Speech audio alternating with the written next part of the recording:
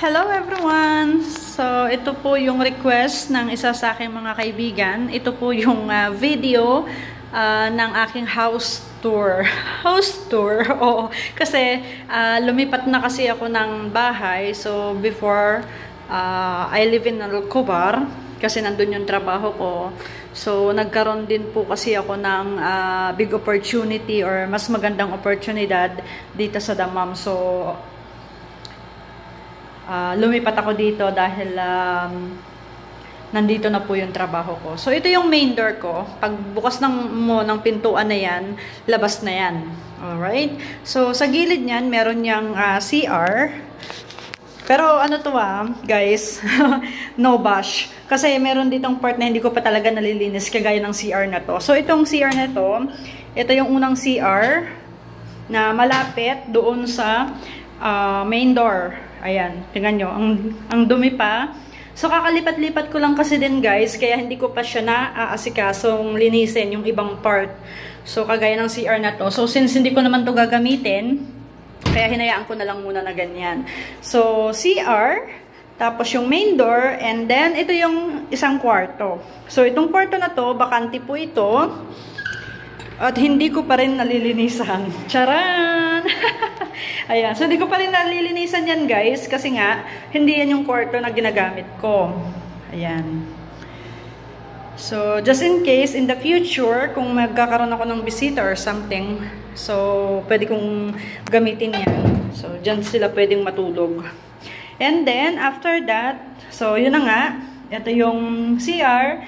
At saka ito yung isang kwarto.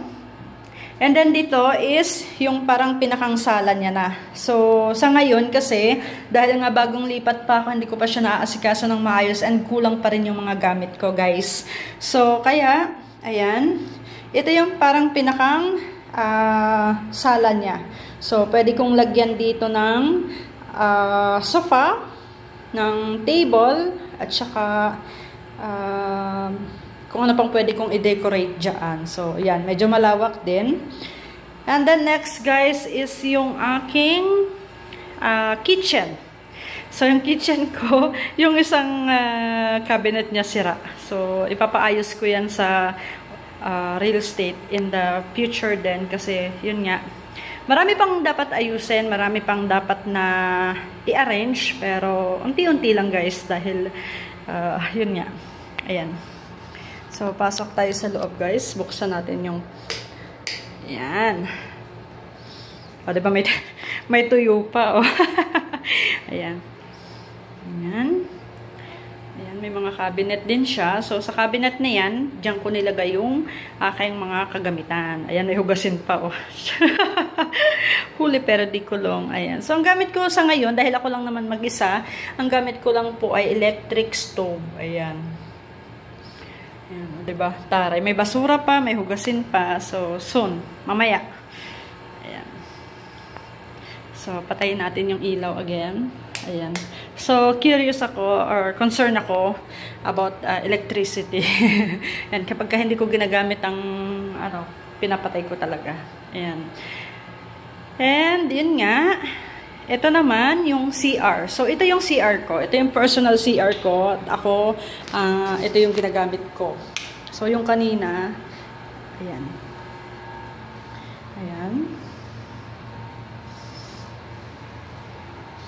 Ayan. So, sa Saudi Arabia, sobrang init ngayon. Oo, grabe.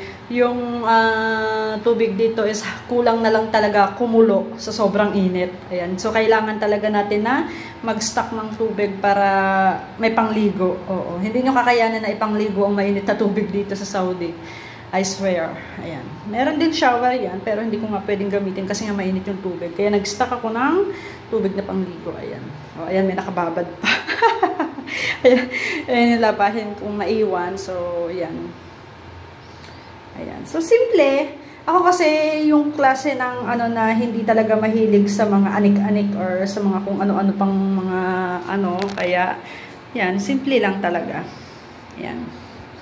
Ayoko ng mga maraming cheche-bureche sa loob ng bahay. Ayan. Simple lang. Kung ano lang yung kailangan, yan lang. Alright. So, patayin natin yung ilaw. Next is yung aking kwarto na po. Ayan. So, again, walang bash. Bawal mag-bash. Ayan. So, kasi nga hindi ko pa nga naaayos ng bonggang-bongga. Ayan. So, marami pa akong plano at gustong gawin. So, unti-unti lang. Sa ngayon ay okay na muna yung ganito. So, ayan. Pagpasok natin, ayan. Meron ako dyang sabitan ng mga nagamit ko ng damit na pwede ko pang gamitin. Ayan. So, ayan. May TV. Yung salamin ko. At saka yung mga damit ko. Ayan. So, yung cabinet ko is hindi yung cabinet na kahoy.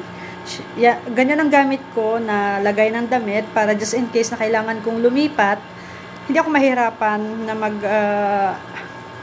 reassemble, mga ganun-ganun ba.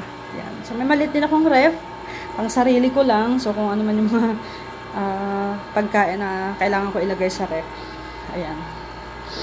Ayan. And yan guys, yung para sa ginagamit ko pag magbo-vlog ako or may mga ano. Ayan. Yeah. So, yan yung bed ko. Ayan.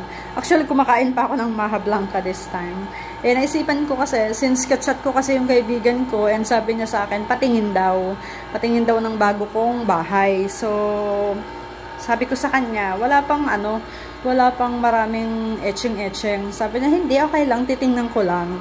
And then, naisip ko rin naman guys na, why not? Sige. Since wala akong pang-upload, dito nang diretsong gamitin ko, ayan. So, ayan, simple. And, siguro, in the future, kung ano man yung mga pwede kong idagdag, at kung ano man yung mga pwede kong gawin dito sa bahay, so, yun yung abangan ninyo, dahil once na ma-finalize ko na ang bahay na to, itutour ko ulit kayo. Ayan. Baka next time, yung kwartong madumi na nakita ninyo at yung CR na madumi na nakita ninyo, baka in the future, malinis na. Tsareng! Alright. So, I'm just joking guys. Ito yung mga sapatos ko. Ito yung mga pangpasok ko. Pang-araw-araw ko na pangpasok. Pag pumapasok ko ng trabaho. Ayan. Yun nandun sa loob. Ayan. Ayan. Yung may mga cover. Yan yung mga pangmalakasan. Tsareng. Pangmalakasan. Oo, pag may mga party, ganyan, or may mga pupuntahang medyo kailangan kabog yung pormahan, ganyan. So, yun yung ginagamit ko. Yan. Itong mga box na to, guys, mapansin niyo yan. Mga pangbagahe ko yan. So, yan yung ipapakargo ko papuntang Pilipinas. So, yung isa puno na, yung isa lalamanan ko pa. Yan. Yan lang, guys. And,